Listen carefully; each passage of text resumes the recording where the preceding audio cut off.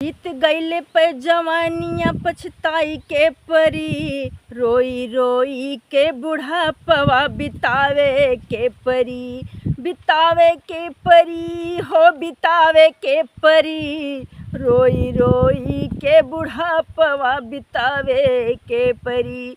जब लो जवानिया न जोर सूझा ज्ञान के, छैल अंधकार रहा जोर अभिमान के। जब लो जवानिया न जोर सूझा ज्ञान के, छैल अंधकार रहा जोर अभिमान के।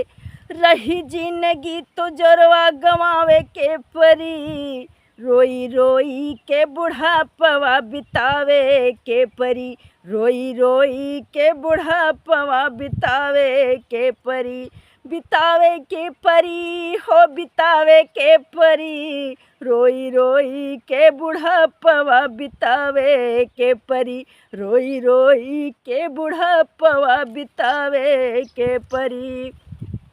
धन बल है तू कैला बड़ा अनाचार, तू बुझला न कैसे होला बड़ा अनाचार तू।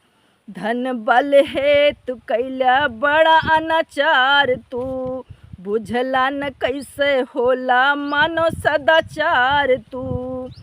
ताजी धन बल दुनिया से जाए के परी, रोई रोई के बुढ़ापवा बितावे के परी। ताजी धन बल दुनिया से जाई के परी, रोई रोई के बुढ़ापवा बितावे के परी, बितावे के परी हो बितावे के परी, रोई रोई के बुढ़ापवा बितावे के परी, रोई रोई के बुढ़ापवा बितावे के परी। हम ओ हमार से सजैला जिंदगानी, तुम ओ तोहार कै न सुनला कहानी। हम ओ हमार से सजैला जिंदगानी, तुम ओ तोहार कै न सुनला कहानी।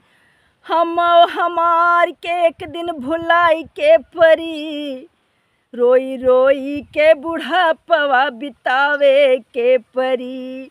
हम ओ हमार के एक दिन भुलाई के परी, रोई रोई के बुढ़ापवा बितावे के परी, रोई रोई के बुढ़ापवा बितावे के परी, बितावे के परी हो बितावे के परी, रोई रोई के बुढ़ापवा बितावे के परी, रोई रोई के बुढ़ापवा बितावे के परी।